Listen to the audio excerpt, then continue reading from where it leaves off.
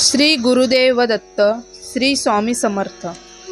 आज दत्त महाराजांची ही पुरातन असलेली कथा जे कुणी ऐकतील त्यांच्या सर्व इच्छा पूर्ण होतील आणि त्यांना दत्त महाराज कशाचीही कमी पडू देणार नाही।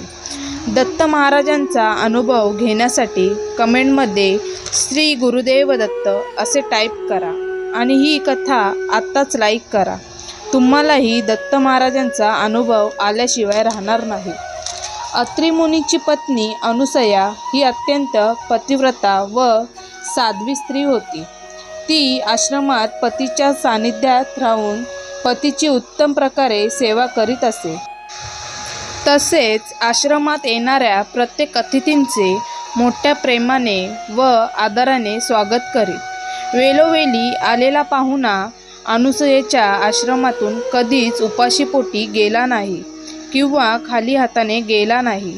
तिचा हा आचार पाहून प्रत्यक्ष सूर्यदेव सुद्धा तिच्यापुढे शीतल होई, पवन तिच्यापुढे नम्र होई, एवढा तिच्या पतिव्रतेचा प्रभाव होता।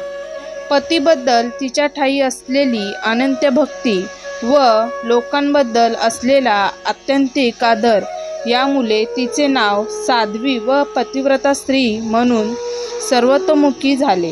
ही वार्ता अर्थात नारद मुनींच्या सुद्धा कानावर पडली। त्यांनी ही वार्ता वैकुंठाला जाऊन ब्रह्मा, विष्णू, महेश यांच्या पत्नी सावित्री, लक्ष्मी, पार्वती यांना सांगितली। तेव्हा साहजिकच त्यांना या अनुसूयेबद्दल मत्सर वाटू लागला। ही अनुसूया किंचित मानव व आपण देवी आहोत, तेव्हा या अनुसूयेचे वर्चस्व आपणावर उपयोगी नाही, तेव्हा हिचे सत्वहरण करावे असा त्यांच्या मनात विचार आला आणि हा विचार त्यांनी आपल्या पतींजवळ बोलून दाखवला। त्रयमूर्तीच म्हणजेच ब्रह्मा, विष्णू, महेश संतप्त झाले आणि म्हणाले, ती पतिव्रता कशी आहे ते आम्ही पाहतो व तिचा व्रतभंग आम्ही जरूर करतो। अशी प्रतिज्ञा करून त्या तिघांनी ब्राह्मणाची रूपे घेतली।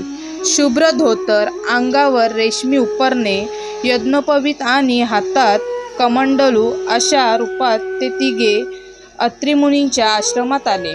भर दुपारची वेळ होती।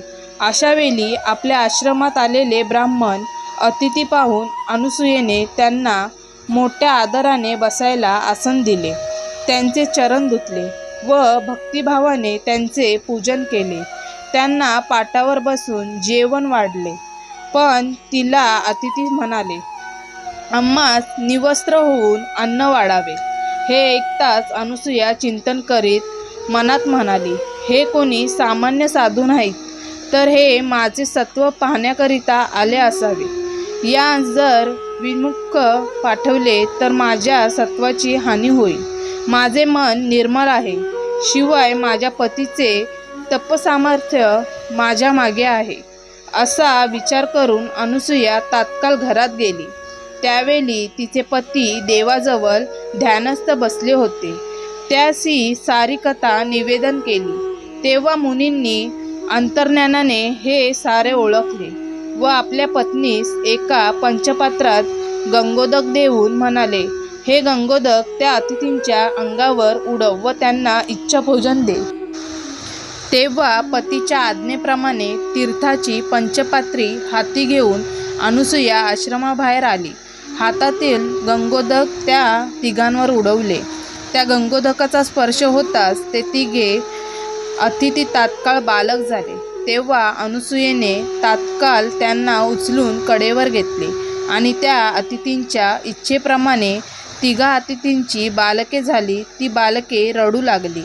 तेव्हा त्यांना भूक लागली असेल असे समजून अनुसूयेने त्यांना यथेच्छ स्तनपान करविले। त्यांचे पोट भरल्यानंतर त्यांना पाळण्यात घालून थोपटून झोपवले। स्वर्गलोकात तीनही देवस्त्रिया आपल्या पतींची वाट पाहू लागल्या। तेव्हा नारद मुनी अत्रि मुनींचा निरोप घेऊन स्वर्गलोकी आले व घडलेली घटना सांगितली। त्या चिंताग्रस्त झाल्या। त्या तिघी अनुसूयेकडे गेल्या।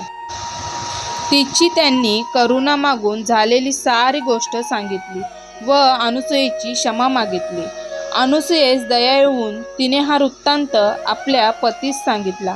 तेव्हा अत्रिमुनींनी पुन्हा गंगोदक देऊन ते त्या बालकांवर शिंपडण्यास सांगितले. तेव्हा हातात तीर्थाची पंचपात्रे घेऊन अनुसूया बाहेर आली. त्या बालकांवर गंगोदक शिंपडले. तेव्हा ती बालके पूर्वरत देवस्वरूपात आली. ब्रह्मा, विष्णू, महेश इतक्यात मुनी बाहेर आले. त्यांनी देवांना साष्टांग नमस्कार केला. विष्णू, शंकर, ब्रह्मदेव प्रसन्न झाले व म्हणाले, हे अनुसूये, आम्ही तुझ्यावर प्रसन्न झालो आहोत. इच्छित वर माग.